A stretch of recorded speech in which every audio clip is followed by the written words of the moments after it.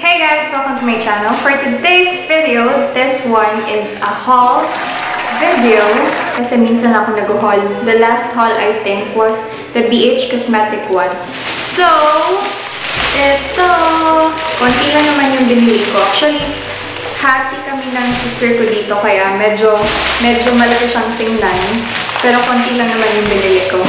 All of these pala, mabibili ko siya sa Watsons. Pero dun lang kami kasi, pumunta kami ng SM Ecoland kanina. And then, dun lang kami sa department store nila. So, parang may mga stalls sila yung mga SM departments na parang kung ano yung mga nabibili sa Watsons, pwede mo ding bilhin dun sa department store nila. So, ayun, paulit-ulit lang.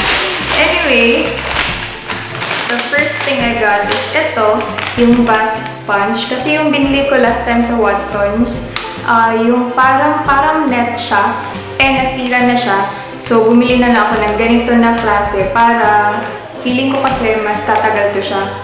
And this one is 69 pesos, pero nasa receipt 49 pesos na lang siya. So, parang may sale ata sila or something, ewan ko. So, ayun, ilalagay ko na lang siguro dito sa ilalim yung mga prices nila para hindi ko na i-mention each prices nila. Next is itong Watsons na mini wipes. Wala sila yung nakapack, yung tatlo each pack.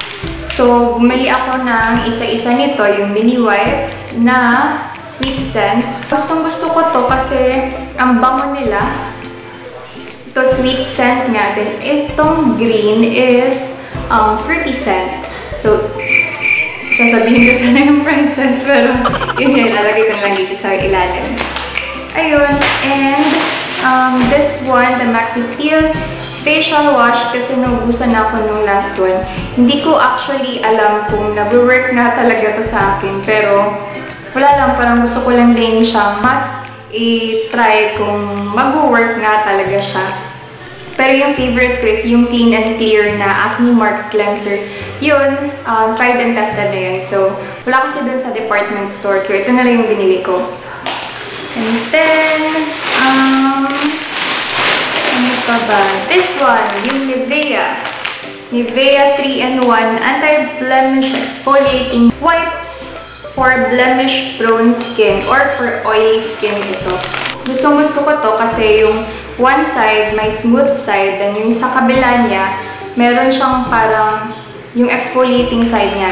So, feeling ko mas nakakuha lahat nakakuha yung mga dirt sa makeup ko. So, ayun. And, na-try ko na din yung iba, pero parang hindi siya effective as this one. And then, eto, my second favorite na moisturizing cream ko is yung sa Olay na Pinkish Fairness. Wala na kasi sila yung green. Nakalimutan ko kung ano yung name nun. Pero yung green na Olay na moisturizing cream. Siguro ito na yung kapalit nun. Pero okay din naman yung isa, yung original na Olay cream. Nagbibinata. The last thing I got is this one from EB Advance or Ever Bilena. Itong Studio Finish Skin Foundation. Kasi nabili ko yung dark one kasi gusto ko kasi mag-test ng cream bronzer. Yun kasi yung hinahanap ko last time. And then, wala kasi ako makita na ibang drugstore makeup na nagbebenta ng ganon. So, trinay ko yung EB, though hindi siya masyadong dark or for bronzing talaga. Trinay ko na din, pero yun nga, mga ilang months ko na yun pinili, pero hindi ko siya na-try. Then, the other day lang, trinay ko siya sa buong mukha ko, though hindi siya nagmamatch sa skin ko dito sa chest.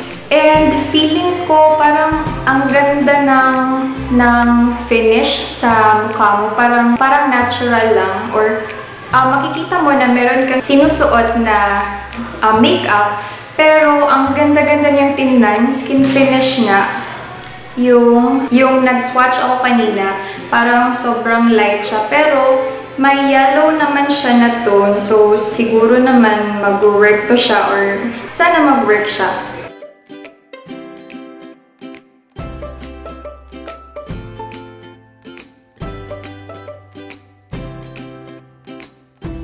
So that's all. Thank you for watching. I hope you liked this video. Give it a thumbs up if you did. And subscribe if you haven't already. Sabi ko nga kanina, konti lang yung binili ko. And so ayun, medyo short lang tong video na to. So again, thank you for watching and subscribe if you haven't already. And I'll see you on my next video. Bye! Oo nga pala, ito yung room ng sister ko. And nakikita nyo, wala pang laman. Kaya, super echoey yung voice ko. And kanina pumunta kami ng Mandaue Foams kasi gusto niyang tumingin ng mga beds para dito. And instead na bed yung bilhin niya, iba pala yung price ng frame and yung bed mismo, no? So, hindi pa muna siya bumili nun. So, ito na lang muna yung painting yung binili niya. Kasi, gustong-gusto niya nitong design na to. So, tsaka, naka-promo siya, 30% discount. Lahat nito, all three of this, tatlo to siya. 1, 2, oopsie! 2 and 3, nakadikit yung isa. Pero tatlo yan siya. And all of that is 700 pesos lang sa Mandaue Foams, dun sa may SM Ecoland. And